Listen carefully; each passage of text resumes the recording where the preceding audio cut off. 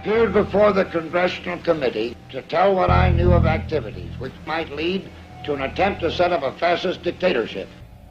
The potential for the disastrous rise of misplaced power exists and will persist. The very word secrecy is repugnant in a free and open society. And we are, as a people, inherently and historically opposed to secret societies, to secret oaths, and to secret proceedings.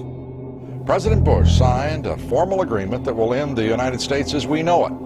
And he took the step without approval from either the U.S. Congress or the people of the United States. The secret organizations of the world power elite are no longer secret. It's known as the Bilderberg Group. Could their objective be world domination? I'm Jim Tucker. I've chased Bilderberg for 30 years. I'll never give up the chase. Bilderberg plan for the whole world is nothing less than world government. I'm not comfortable with that at all. Who elected these guys to run the planet? They are the elitists. They feel they should run the world for their own selfish interests. Now we can see a new world coming into view. A world in which there is the very real prospect of a new world order. Bilderberg is making great progress toward a world government, and only an educated, informed public can stop them in their tracks. David Rockefeller admits in his own memoirs that he wants to destroy the United States. Right. He's a traitor! It's good to be back at the Council on Foreign Relations. As Pete mentioned, I've been a member for a long time and was actually a director for some period of time. I never mentioned that when I was campaigning for re-election back home in Wyoming. Let us never tolerate outrageous conspiracy theories.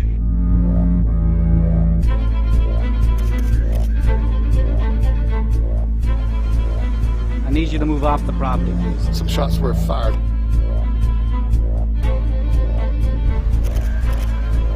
There's Bilderbergers right there. The Trans-Texas Corridor is a vital part because we stop it here in Texas. We stop the New World Order right here in Texas.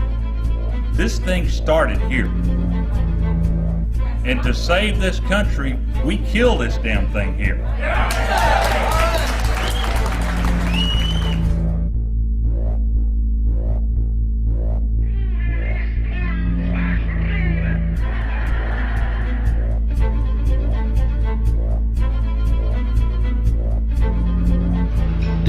A chance for the President of the United States to carry out a phrase his father used, and that is a New World Order. Your New World Order will fall. Humanity will defeat you. The answer to 1984 is 1776.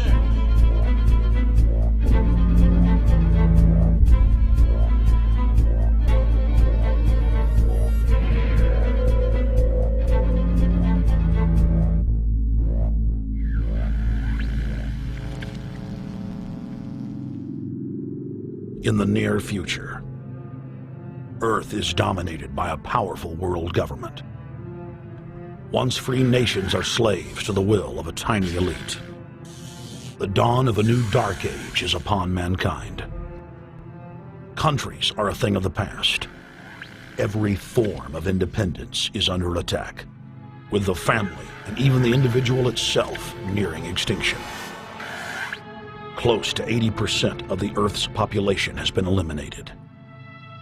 The remnants of a once free humanity are forced to live within highly controlled, compact, prison-like cities. Travel is highly restricted. Superhighways connect the megacities and keep the population from entering into unauthorized zones. No human activity is private. AI supercomputers chronicle and categorize every action. A prison planet dominated by a ruthless gang of control freaks, whose power can never be challenged. This is the vision of the global elite, their goal. A program of total dehumanization, where the science of tyranny is law. A worldwide control grid, designed to ensure the overlord's monopoly of power forever.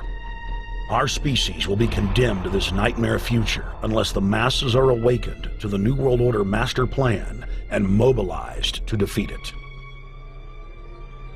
Erected by a secretive group, the Georgia Guidestones are a testament to the elite's plan for a world religion, global laws, with a global court and army to enforce it. And set in stone, it is written that the population never rise above 500 million.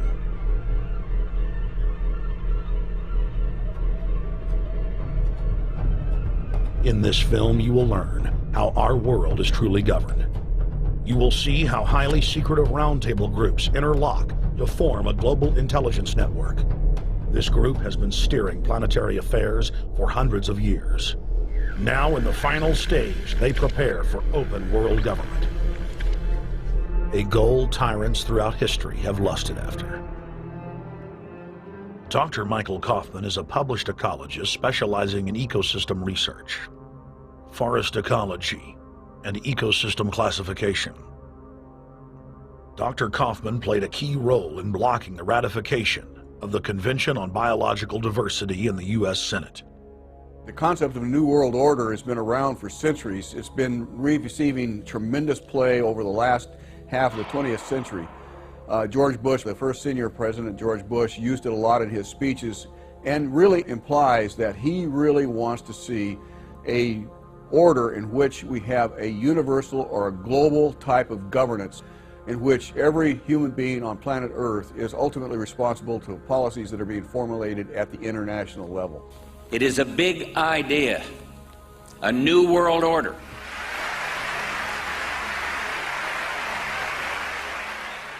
President Bush said that the New World Order was in tune, and that's what they were working for. The UN is part of that government. They're working right now very significantly for a North American Union. That's why there's a lot of people in Washington that don't care too much about our borders. They have a philosophic belief that national sovereignty is not important. It's also the reason I have made very strong suggestion that we need not be in the United Nations for our national security. It's really always the same. You go back throughout all of history, the Roman Empire, the Soviet Union, Hitler during the Nazism was always saying that it's going to create the utopia for the average person, when in fact, history always shows that it does exactly the opposite. Conquest and empire is as old as civilization. Babylon, Egypt, and Greece. They all built empires in an attempt to rule the world. The Roman system at its peak dominated the known world. Complex governmental systems were developed to control diverse populations. During the period between the 15th and 19th century, new empires emerged and again waged war for supremacy. The nobility, as well as the thriving merchant class, were financed by a handful of private banks. Many of the great money houses would hedge their bets and finance both sides of a war. Sophisticated intelligence-gathering networks gave the financiers a clear edge over the governments they were slowly gaining control of. On the 18th of June, 1815, agents of the British arm of the Rothschild family looked on as Emperor Napoleon Bonaparte fought desperately to save his army from the jaws of a British-Prussian pincer attack. A Rothschild agent was able to get the news of Napoleon's defeat at the hands of Lord Wellington to Nathan Rothschild, a full 20 hours before the news reached London. Nathan, the head of the British arm of the Rothschild family, put out the rumor to the London Stock Exchange that Napoleon had won the war. Stocks plunged by 98%, and Rothschild was then able to buy up the entire British economy for pennies on the pound. When the news of Napoleon's defeat finally arrived, stocks soared. Britain